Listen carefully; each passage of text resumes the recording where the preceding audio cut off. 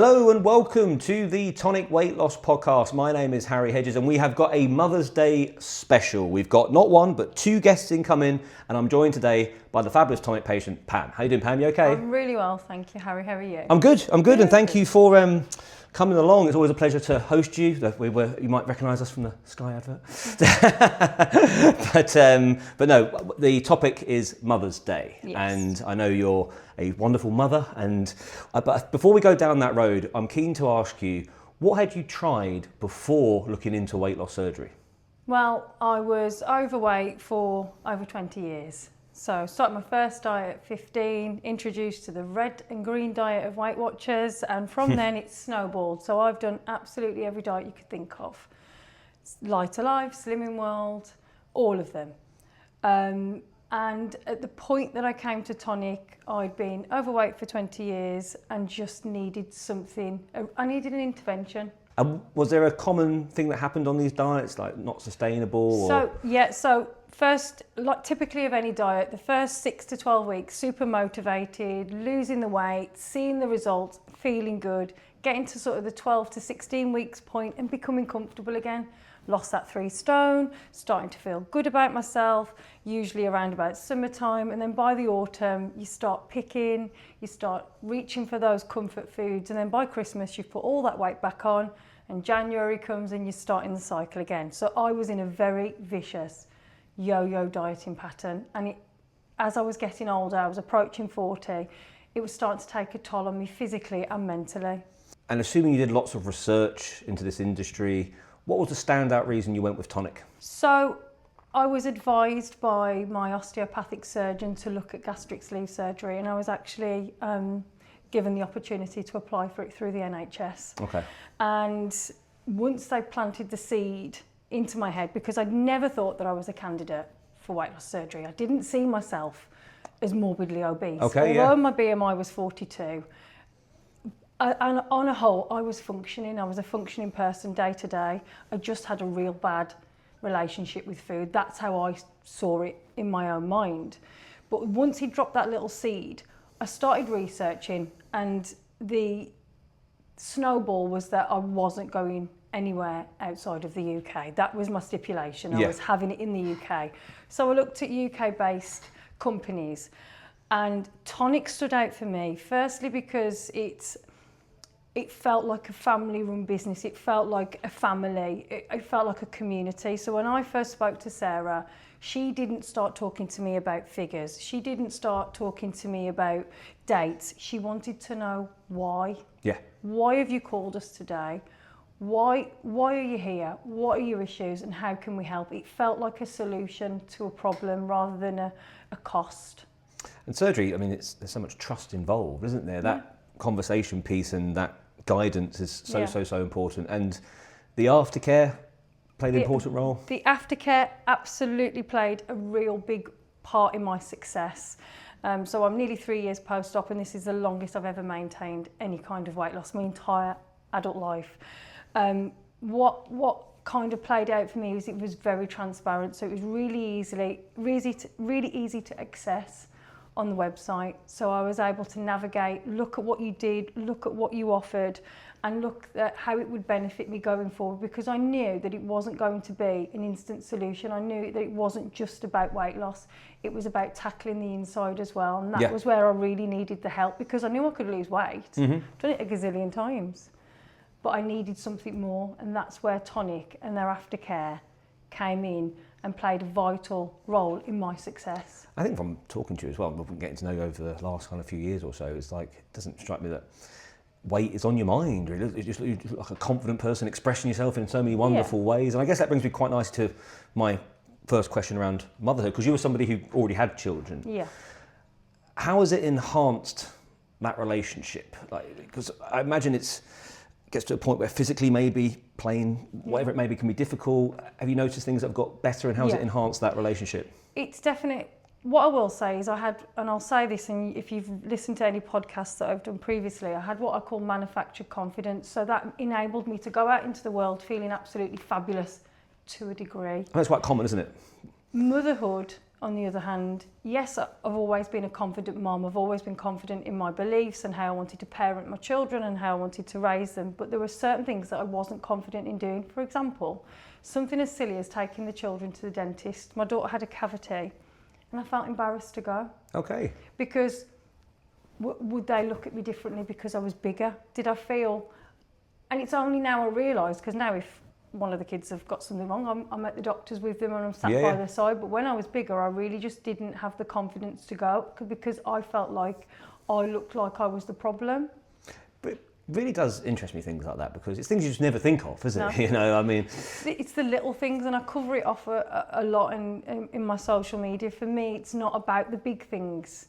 It's about, you know, at one point my son was putting my shoes on for me because my back was so bad. And you know, my mental health was so low, and he was helping me put my shoes on so I could walk him to school. Now, that walk used to take me 20 minutes to half an hour to get there, and now it's 15 minutes to 10. You know, we whiz there and back. He's got a confident, happier, healthier mom who is going to be around for the foreseeable. If I was to rewind the clock back before my surgery, approaching 40, a BMI of 42, that might have been a different scenario. You know I am healthier for them, both physically and mentally. And how do you think, you kind of touched on that a little bit there, but how do they look at their mother now, do you think, compared to prior? I mean, I've got a 15-year-old daughter. You know, we know the relationships between mums and daughters, but what I will say is I've got an amazing relationship with her. She's so open and honest with me. She's super proud of me. You know, she's championed me with my pageantry. And because of that, I've noticed that she's just become more confident. She's more willing to take opportunities and risks, and so is my son. They're just more confident as well. And I think seeing their moms stepping out and going, do you know what, I can do that. Yeah. I can start my own business. I can do these things. And they're going, wow, okay. And they're sitting up and like, actually, Mom, I do want to do that Lego exhibition, and I do want to stand there and speak to thousands of people. When, you know, 2 years previous, he wouldn't have spoke to the postman. No, and this is... And it's growth, isn't it? Well, it's beyond the weight loss, isn't it? It's this... Obviously, everyone's got different circumstances, but if you think about what you just said there around seeing their mum do a beauty pageant compared to putting your shoes on, that's a big difference. And the parents, you know, we can be their heroes, can't we? You know, so it matters. It all matters, and it all compounds, and they're absorbing it. And the fact that you're noticing confidence in them, I think that's absolutely huge. And energy levels, I suppose the way you react to certain situations, I imagine are probably for the better. Yeah, so this morning, for example, you know, they're getting ready for school, and I think I went up and down the stairs about 8 times, backwards and forwards, with uniforms, porridge for breakfast. They're up in their rooms. I've took it all up, and I've gone down, and I'm on the phone to my friend at the same time, and I'm chatting away, and I'm like, she's like, oh, look at you. I said, I know. I said, I couldn't have done that before, could I? She went, no. You know, just up and down the stairs. Yeah. It's the little thing. Yes, the big things are at play. Yes, did we go to Disneyland? Yes, did I go on all of the things that I would have sat there with my heart going like this, thinking I'm not going to get on the Pinocchio road. No. They're going to turn me away at the door. All of those things have gone. You know, we climbed the Eiffel Tower together. That was amazing. Fantastic. We loved that. And they moaned and they were scared. But when they did it and they got to the top, they're like, wow, those big things are great. But for me, it's the little things. It's the being able to run up and down the stairs 8 times in the morning without being and out of puff. You know, I can do it. Yeah. And I can cater to their needs, and they can see that their mum's healthy. And that's well, it's a broadening, thing, isn't it? You spoke about travel there as well. Like, you know, some parents don't travel as much because of the fact they are worried about the plain sea or whatever it may be. And again, people don't realise how much kids absorb what their parents do. I mean, my dad likes snooker. I was only 8-year-old, I think, playing snooker because my dad played snooker. It's what he did, so I'm going to do that. And when you're a healthier mother, it's just going to transcend to the kids in so many different ways. If there is a mother watching this, and obviously it's delicate to sort of say, do this for your kids, because everyone's got different relationships, but what would your message be to someone was Pam a few years ago? If you are a mom and you're struggling with the little things, and it's the little things that are eating you up and keeping you awake at night and stopping you from going ahead, let this be, I guess, a message, and say, go for it. If you're thinking about it, if the thoughts crossed your mind, it is the best thing as a mom that I've done for me and for my children. And bariatric surgery offers that longevity. And I think you're the epitome of that, right? Like thriving in so many ways, years post-op.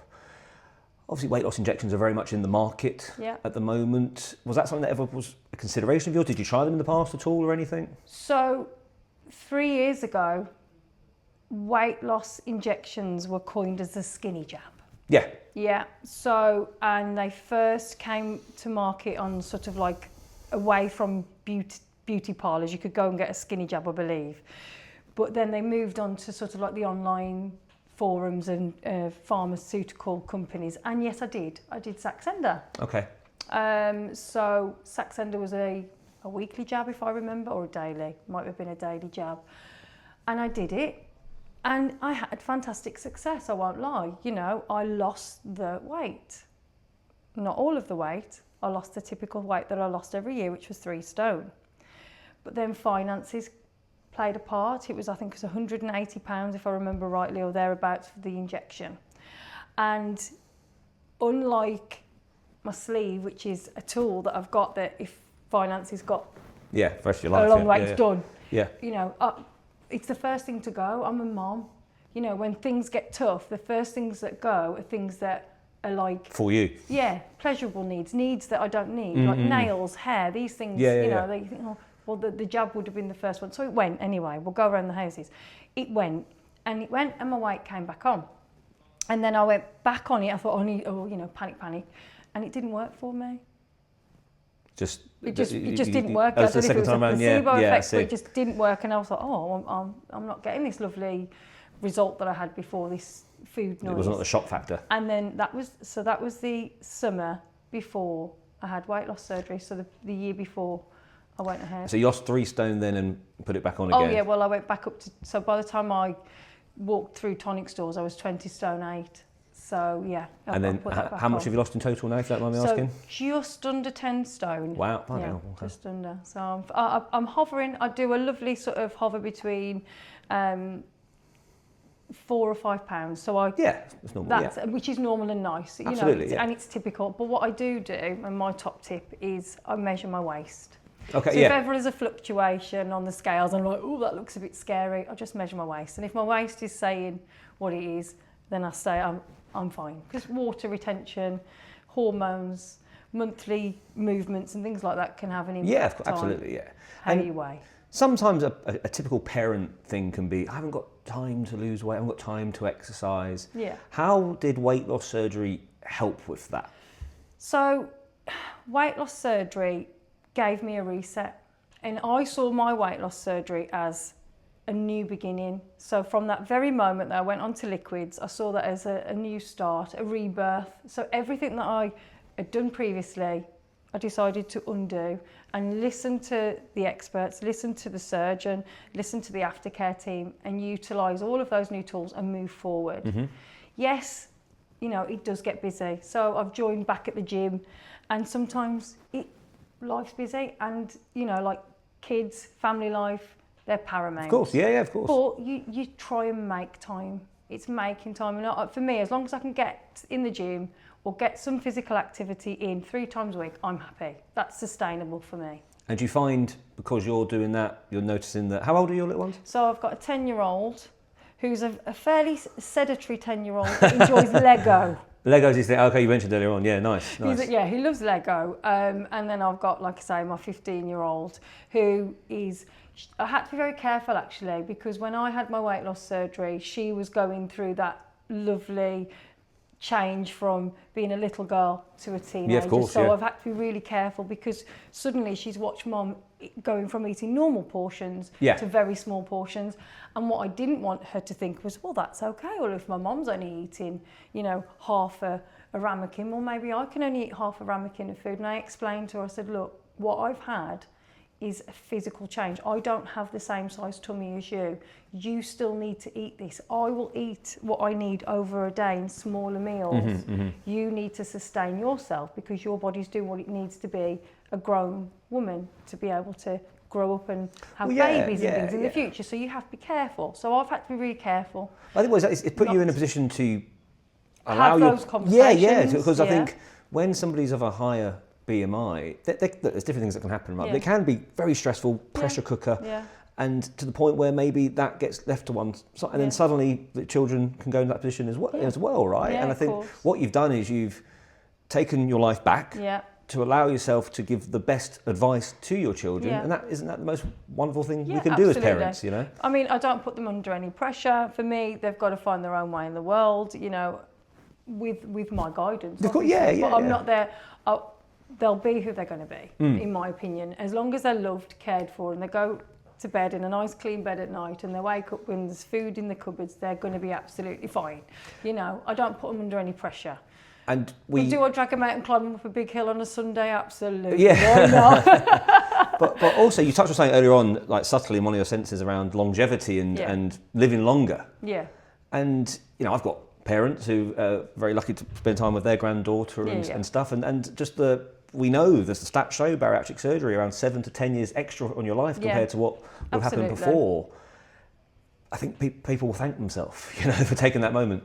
I work in a care home, okay, and I do that 2 days a week. And one thing I will say about people that are living at 90 and 100, my oldest resident's 101, none of them are overweight. Yeah. Tells you something, doesn't it? We don't. You just don't see it, and they're not. No. You know, it's a key indicator, isn't it? Health is your wealth, and if you look after that, yes, you know, when we talk about finances of anything, it's expensive, you know, but you can't buy time. You've got to look after your health, and if that means investing in something like a tool like what I've had, then I'll always champion it. Perfect. Yeah. And I think I think that's quite a powerful close, actually, what you just said there, because it's something that, you're right, you just don't notice it, do you? So there's lots of evidence to show that is the case. But when you're living in the moment and it can feel like this, you mentioned earlier on, this vicious cycle. Yeah, and it is. This confusion out there, I've tried everything. Well, maybe you haven't tried, maybe there's one thing that maybe for some people might seem a bit outside the box.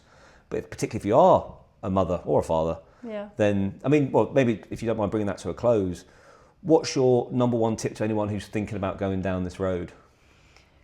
Number one tip is be kind to yourself. It's scary, and admitting that you've got a problem is the first step. And research, and don't just look at a cost matrix, look at the long term. I honestly think, and I've got lots of friends within the bariatric community that have been and had surgery in the UK, they've had surgery abroad, and I honestly think those that are the most successful and maintain their weight and don't have a negative attitude or relationship with food are the ones that have had the better aftercare. And actually sort of taken part in it and utilised it as well, right? Yeah. Lived and breathed it, for sure. And you mentioned the word community there. It's a powerful thing in the bariatric world, and sometimes it can work against people. They go down this heavy comparison road and what have you. How did you, because you don't strike me as somebody who compares yourself to anybody, like how did you set yourself up for that? Because you've been very open and told people about it from day one. But is there any other sort of clues as to why you're so empowered as part of this journey? I set out with the intention of reinventing who I was, who I am, by changing and undoing all of the things that just didn't sit right with me. And for me not following anyone is because there's a number of things. I'm going to be straight. I'm the oldest granddaughter, the oldest daughter, and I think I've always been a natural leader. I'm not the type of person to follow anybody's lead. But did I need to follow someone's lead on this occasion? I did. I needed Tonic. It's good leadership though, to know when you have to make that step, right? I needed somebody to hold my hand and say, look, let's go this way. This is what you need to do. This is the measure of success. This will lead you to this. And have I took it? Yes. Have I ran with it? Yes. Have I made it something to live with me, in my life with me? Yes. Do I still eat off my Tonic plate? Yes, I do. Bariatric pageant, business lady. Can you talk about Barryfest and everything? I mean, before you had the surgery, are these things that even crossed your mind that Pam was capable of doing these things?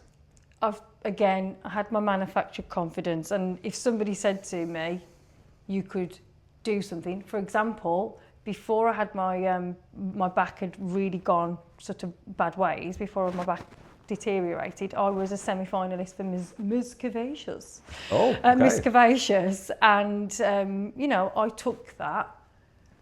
But was my heart in it? No. No.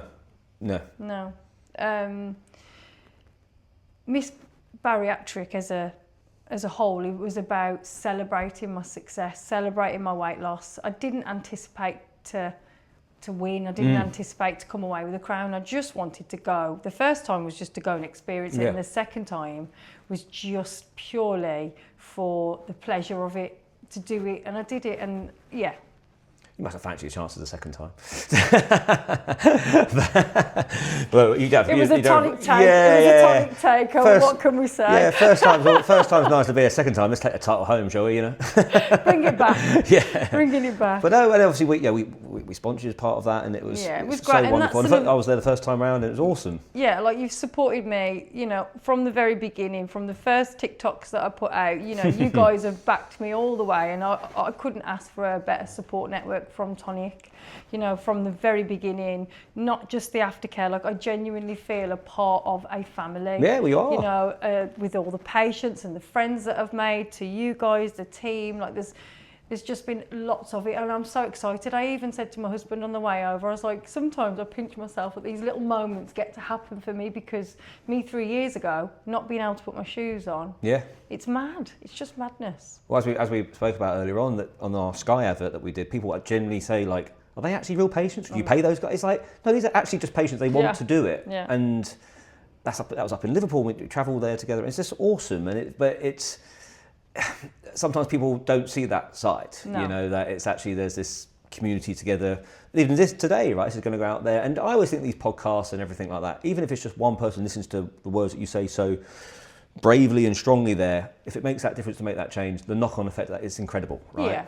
I don't get a gazillion people in my inbox. I must admit, I don't. No, that's right. But no if I get one, or if I get two, and they say, oh, Pam, I've been following your journey and it's inspired me, or my wife is having weight loss surgery because she's been watching your videos. You know, these types of things, it's those little things that make me think, okay, good. Yeah. I'm here for a reason. I've got a voice for a reason. Absolutely. And talk to us about Barryfest incoming, right? Is this year? Yeah, it's exciting. We get a lot of people who are patients watching this, so so Barryfest is basically the UK's first weight loss festival. Awesome. And myself and two other ladies within the community are bringing this event, and it's a multifunctional event, so it's all about celebrating transformation, weight loss, supporting anybody that's on a weight loss journey, and there are different areas of the events that are going to support you, whether that's with your mental and well-being. So we've got like some talks going on, we've got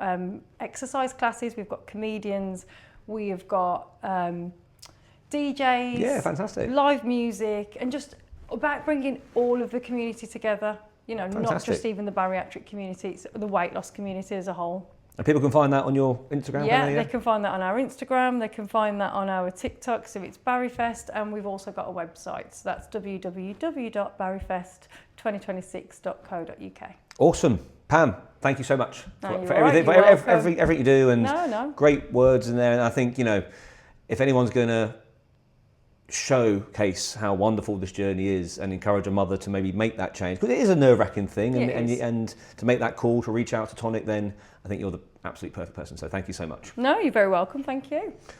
All the best for me, guys. Thank you so much for tuning in today, and we will look forward to catching up with you very, very soon. Goodbye.